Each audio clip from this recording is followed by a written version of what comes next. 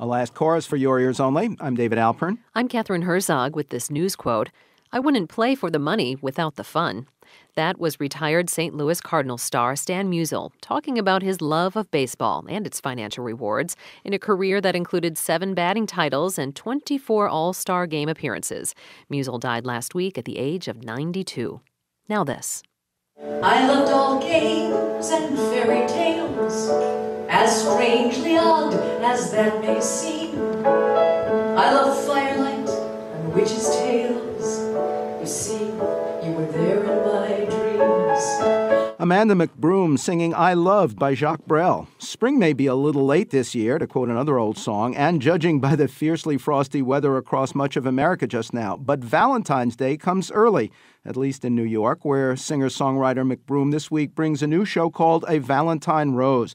Runs from January 29th through February 9th at the Café Carlyle and the Carlyle Hotel, 35 East 76th Street in New York. And to preview it for your ears only, Amanda McBroom is on the line again now from sunny Southern California. Welcome back to our show.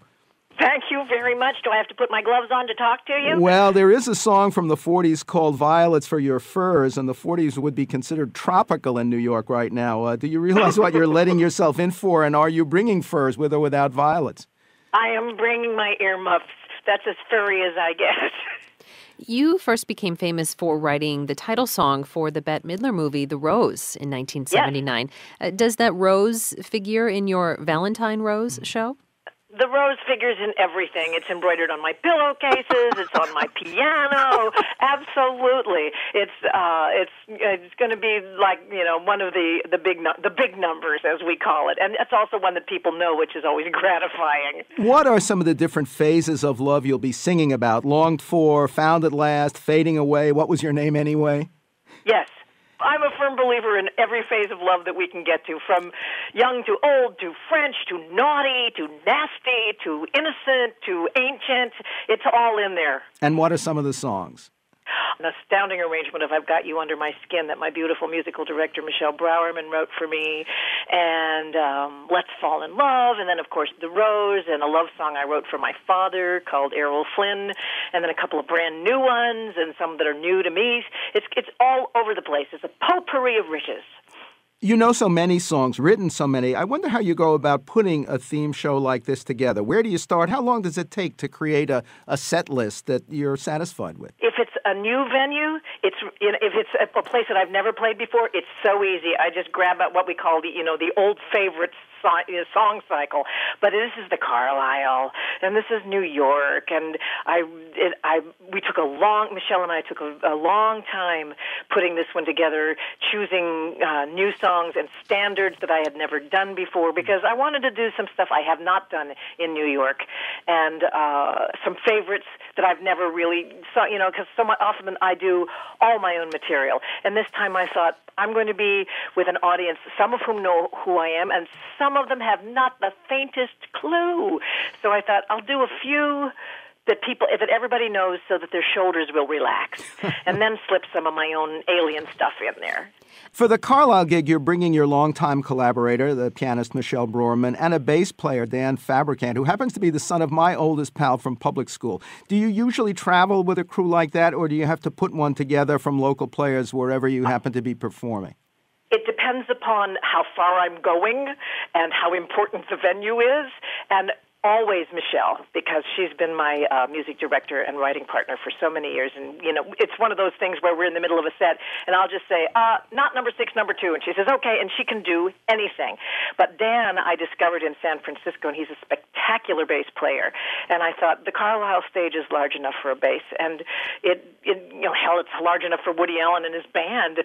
So I thought, let's, just notch things up a bit. So Dan's brilliant, and he also plays guitar, so it's going to have some more color to it. How much time do you spend on the road performing, at home writing, or just enjoying? Enjoying 98%. On the road, I guess I'm about maybe a quarter to a half of the year I'm on the road, and the rest of the time I'm in my garden or walking my dogs or looking for work. You've also sung with your husband. Is that easier or a bit more tense than with other professionals? Oh, It's wonderful. I'm his biggest fan. He's probably the most glorious bass baritone that ever hit a stage, and he's the person who really taught me how to sing. So it is an absolute treasure when I get to sing with him. It makes me very happy. How do the rigors and rewards of being on the road as a singer compare with acting a full role in a musical play? 7 or 8 shows a week, same songs every performance. You've also done that in Sweeney Todd, A Little Night Music, Mame, and Jacques Brel is alive and well and living in Paris, which unfortunately is no longer true. Yeah. I'd say musical theater is harder than cabaret for me now, because I've done them both a lot, but cabaret, well, they have their own different degrees of trickiness. Cabaret, it's just you, and you're not hiding behind a character, and you have to really read the creature that is the audience for that particular night, and that takes, and play with them and see who wants to laugh, who wants to cry, who would rather go home. And, musical theater, you have the ease of knowing you didn't write it, so it's not your fault, and and you have the family of theater. They're both wonderful. I think musical theater is harder to do. 8 shows a week, you betcha. And you have to dance.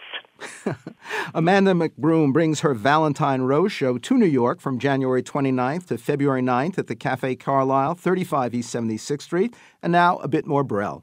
I love the towns where we made love, and the hotels where we played games. You thought I'd never live it down, yet you see, I've forgotten your name.